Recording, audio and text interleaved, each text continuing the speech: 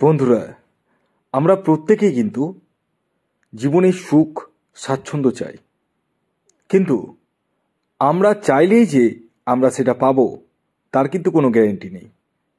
আর একটি মজার বিষয় কি জানেন, আমরা অনেকেই ভাবি যে আমার সাথে কেন খারাপ হলো, আমার সাথে কেন ভালো হলো না।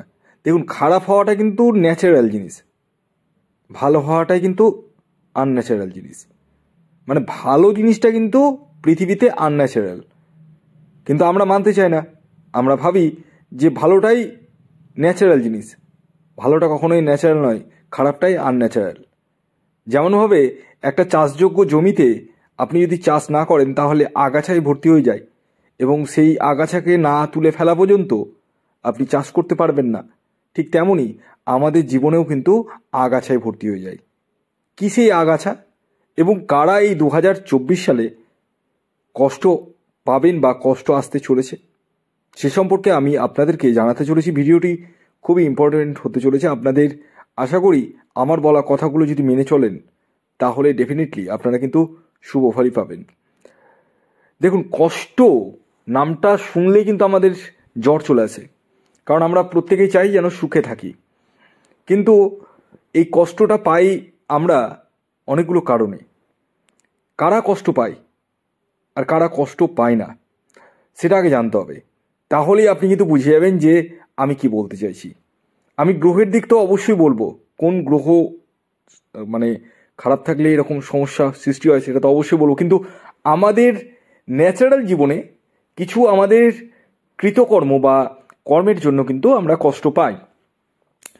যেমন যারা খুব নরম স্বভাবের হয়, খুব মানে হার্ট যুক্ত থাকে, মানে তাদের মধ্যে মনের ভিতরে একটা সফট জায়গাটা থাকে, তারা কিন্তু সবচেয়ে বেশি কষ্ট পায়। লিখে নিন, ডায়েরিতে নোট করে নিন, তারাই কষ্ট পায় বেশি।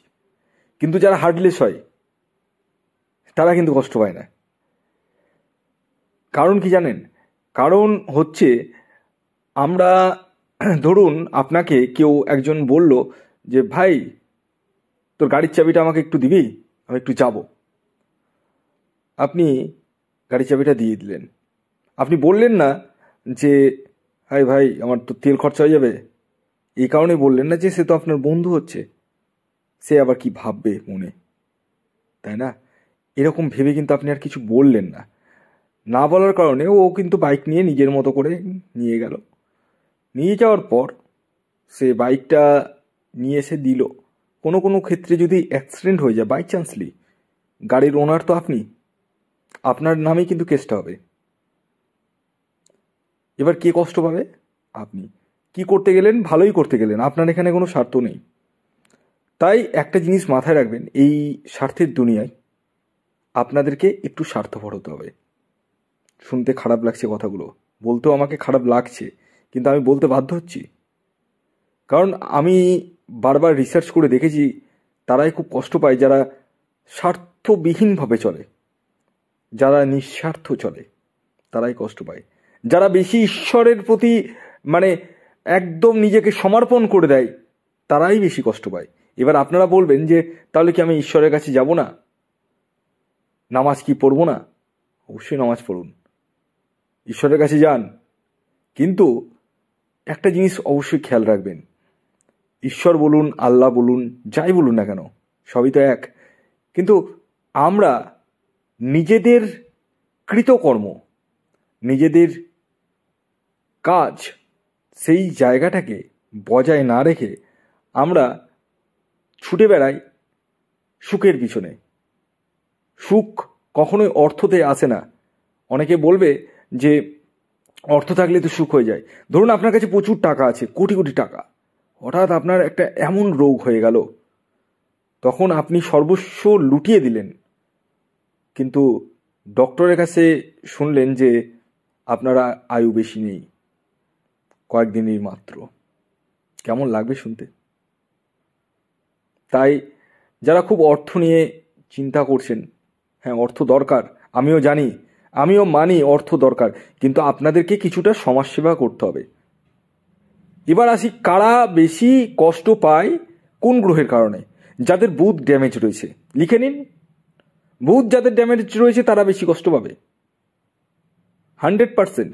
যারা 2-এর ডেটে জন্ম তারা বেশি কষ্ট পাবে পাবেই।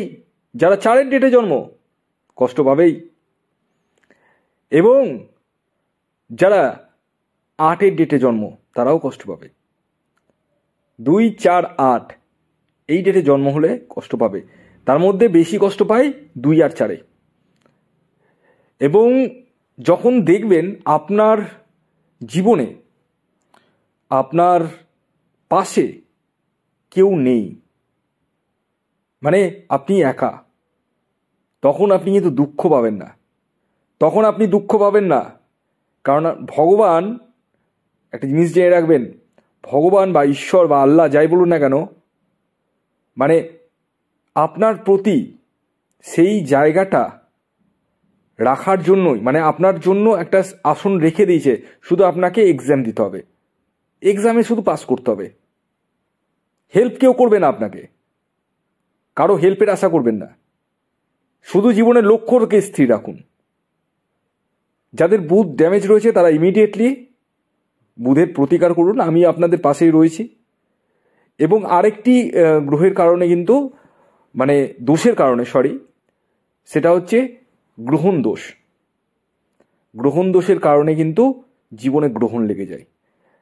মানে আপনার সম্পত্তি থাকা সত্ত্বেও আপনি কষ্টে রয়েছেন, আপনি সেগুলোকে সেল করতে পারছেন না, ভাড়া বাড়িতে রয়েছে, নিজের বাড়ি তৈরি করার মানে সেই জায়গাটা রয়েছে, সেই সম্পত্তিগুলো বিক্রয় করলে আপনি একটা ভালো একটা বাড়ি ইমারত খাড়া করতে পারবেন, কিন্তু পারছেন না, কোর্ট কেস চলছে।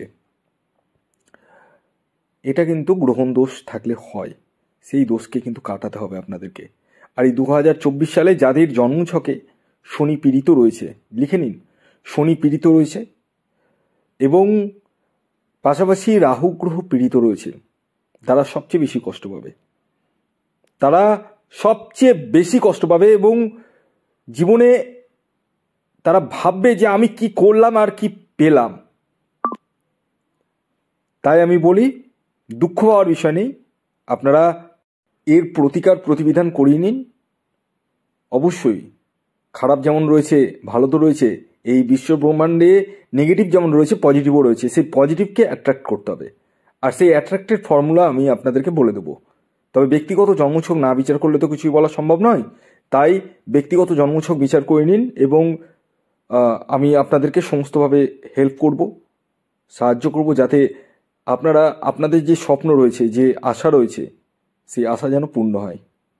ধন্যবাদ, ভালো থাকবেন।